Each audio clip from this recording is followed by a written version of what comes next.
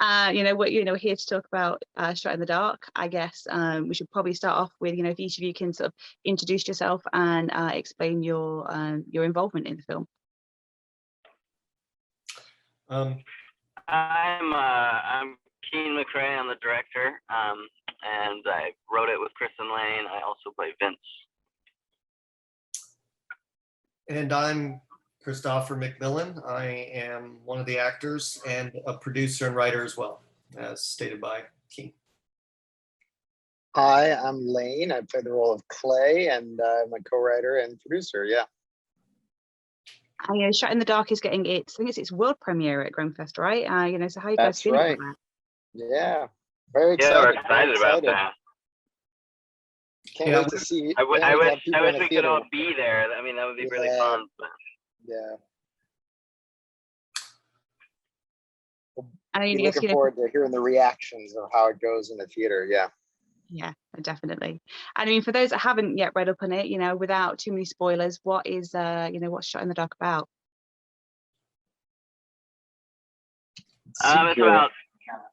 It's about overcoming a loss and getting over the past, not letting the past hold you back. We've got a few characters that go through that, William and Vince. And that's the seed of it, but it's got a few themes. Yeah, all of that in the context of a serial killer in a small town, and the last day of the serial killer's reign, tracking the final victim and the apprehension of that killer. So taking a genre premise, and then really settling into kind of the indie drama and elements of, say, like a small town group of friends. Yeah. I mean, I think it sort of opens with an inspired by true events. Can you elaborate on what the spark was that sort of ignited the idea? Chris is. Well, in my town, in a place that we used to live, there was a killer. I won't say his name because it actually gives away a lot if you almost off right at the start of the film. But it kind of follows a guy who actually existed in a town, and a lot of it was based on rumors of what really happened. But we also took a lot of other serial killers, one being, was it Ed Gein? Is it Gein or Gein? We still don't know. It's Keene, Ed Gein. A lot of inspiration from him, and a couple of other killers that we literally brought in to make him more.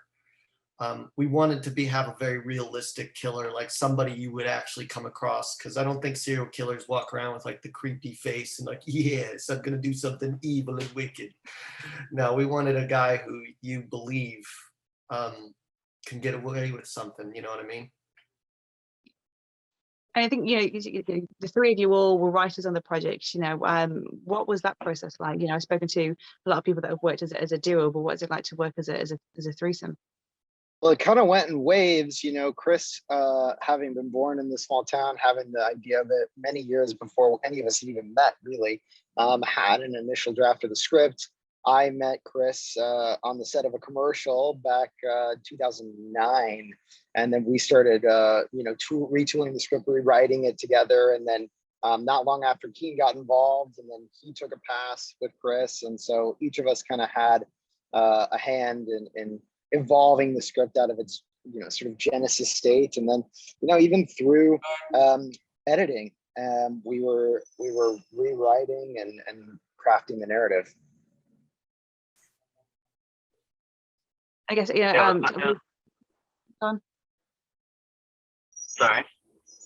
You can go ahead. No, it's fine. No, say what you were going to say, please. Oh, I was just going to say it was nice to have the two of them, because there were a lot of times when things were really difficult to get through, and we all supported each other. Sometimes one of us wanted to quit, sometimes two of us wanted to quit, but there was at least one of us who always pushed through when somebody was having a tough time. Nice. I mean, you know, in addition to writing, you know, you all appear in the film as well. Was that something that you knew from, you know, the writing stage, that you were all going to go in the screen, in front of the screen, or was that something that sort of came as a side effect of being an indie project? I think it was a side effect of being an indie project. Like as a large role,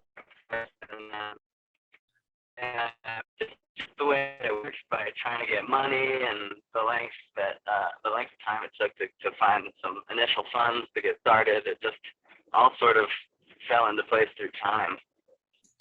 I don't know if I heard the first half of that. Did you hear that? Yeah, he was. It's all right. I can summarize. He was saying that yes, it was definitely a byproduct of it being you know, a small indie project. But I will say we were all trained actors going into writing the script as well. So I think we all had it in our heads that we would play some role in the film as we were writing it, and definitely wrote to some of those strengths along the way. But you know, to Keene's point, yeah, with the indie aspect of producing a film and how difficult it is to raise funds, you know, a lot of times everybody's wearing multiple hats, you know, for sure. But so when you're writing, were you thinking like, oh, actually, maybe I'd quite fancy having a stab at this person then, and sort of like making sure that you sort of tweaked it a little bit more to your own strengths? Oh, Definitely, yeah. Well, yeah, no, we definitely took the story into like I said, it's hard to explain because it's like the only thing we know about the thing is our, like, from the real life characters. I know one of the real life people that I remember initially interviewing, but about this whole thing. But a lot of the characters, we really just kind of took the story we wanted to tell actually branched out beyond the serial killer angle. And it was more so about like what it is to be like in that kind of a town, that kind Right. of, you know what I mean? And we all came from small towns individually, you know, and so I think that we all brought our own understanding and experience from being at that stage of life, or knowing people from our own small town who maybe went on and lived lives like these characters lived, which I think you'll see in the film has a lot to do with, like Keene was saying, you know, moving on from the past, or finding the strength to, you know, break out of you know, the patterns that you've created for yourself that have maybe locked you into living small or not trying to do all the things you wanted to do with your life. So, I mean, was it a case of like you all sort of like left your small towns fairly young? So, I mean, I know I myself sort of like, as soon as I sort of left high school, I didn't want to go to college with anybody that I knew. I wanted to sort of like forge out on my own, because I kind of didn't want to get trapped in that environment. Was it a similar thing for you guys? I'd say so. Yeah, all of us were at at about 19. 18. Yeah. Well, a little different for me. Yeah. Yeah, I ended up joining. I was in the military and I served, you know, 5-6 years as a corpsman with the Marine Corps, and I seen some things that, like I say, the big thing is I always feel like there's horror everywhere, right? And a lot of times people take for granted how good things are, what life is like, and don't take risks. And that's a large part of my path that also kind of led me into why I wanted to tell this story in general. You know,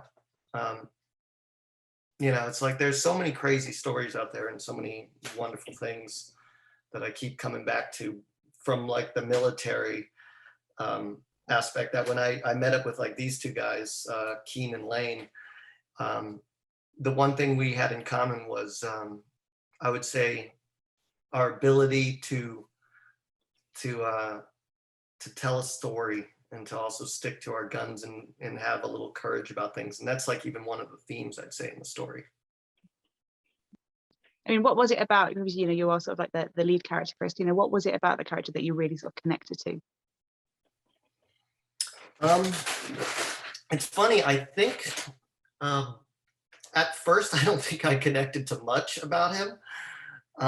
But by the time we were done with all shooting said and done, the thing I think I connected the most to on the character was An understanding of pain. Yeah, I know it sounds heavy, but I mean, yeah, I understand pain. And you can, but there is a way to overcome it. But that's where, that's where characters, you wonder, it's like, where do you diverge from the character in reality? It's like, there's so many people I know that get stuck and bogged down by the pain that they're in that they can't get out of, and they can't find a way out of. And William very much is that character who's like trapped, and it takes like that right push to make him see, sometimes it takes something awful to help you see the light. You know what I mean? Yeah. I mean, the film it's set in the past. It's set, the late 90s. Did that cause any sort of any challenges when you were shooting? Because obviously, technology and things have all advanced. Was it hard to sort of like hide all of that?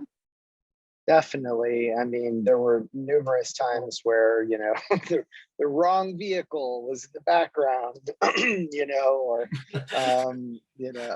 definitely wardrobe even itself. The kitchen had a new microwave and. Yeah. Right. Appliances. So, yeah. Yeah, things that just didn't like, or the jukebox was too up to date, so we have to get rid of the jukebox. Scratch the jukebox, it doesn't work. And even it was in the script, and then we were like, when you do your research, you're like, oh, that didn't actually exist like that. Yeah, that's not even an option. There was a lot of things also, since we shot a lot of the film in Reno, there's a lot of like little gambling tables where you'd see like little electronic things on the table. And I was like, well, that wasn't around during that time either. We need to. Some of them were tube TVs stuck some into of them the bar. were, yeah. Yeah. Well, a lot of times that's our biggest things. We had to keep replacing a TV with like an older TV in the background. It's like, oh, there's TV there. Let's put the old one there instead. It must be sort of fun though, like tracking down all of that stuff, because I guess it's some stuff that people have got lying around at home so that they've not got rid of, but then other stuff I guess must have been a little bit harder to source. Oh yeah. Yeah. Luckily, we filmed in Reno, which is where Lane is from, and luckily his parents had a whole basement full of old jackets and stuff. Yeah. A lot of the wardrobe we had was actually just actual wardrobe from an era, bygone that, I was just like, wow, this is amazing. And it fits. And, we could dress most of our cast in real wardrobe without, adding to the budget and stuff like that. Any trick we could do to make you believe the world, we had to like completely get behind. And a lot of it was helped out by nostalgic people that were, happens to be family members. I mean, it's a great testament. Because obviously, like I say, it is an indie budget. I mean, you look at something like Game of Thrones. That last season came under fire because there was a Starbucks like cup left on a table. So these things do slip through. So it is good that you guys were sort of so focused on making everything accurate.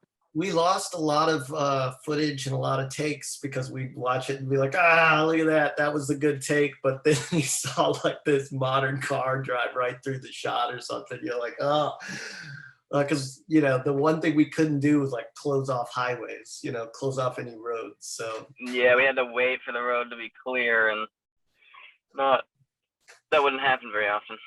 Yeah. But like I say, I think it all works together sort of really well. I mean, as somebody that sort of lived through 98. Did it look like the 90s to you? Yeah, I mean, from what I remember of it. Then we did it. Awesome. I mean, we it's had a bit one depressing. cell phone. It was like a brick, the Nokia cell phone. Yeah. Yeah. It was wasn't it tough to find? Didn't we have difficulty finding it? I think we did have a tough time finding that, but somebody had it in a drawer. Mm-hmm. That was. I miss my Nokia so much. It met a grisly end on my student days. I know. I miss that snake game. Yeah, I was going to say the always snake use game. my dad's phone. Yep. Yeah, that was when procrastination was, limited to snake. It was, an easier time.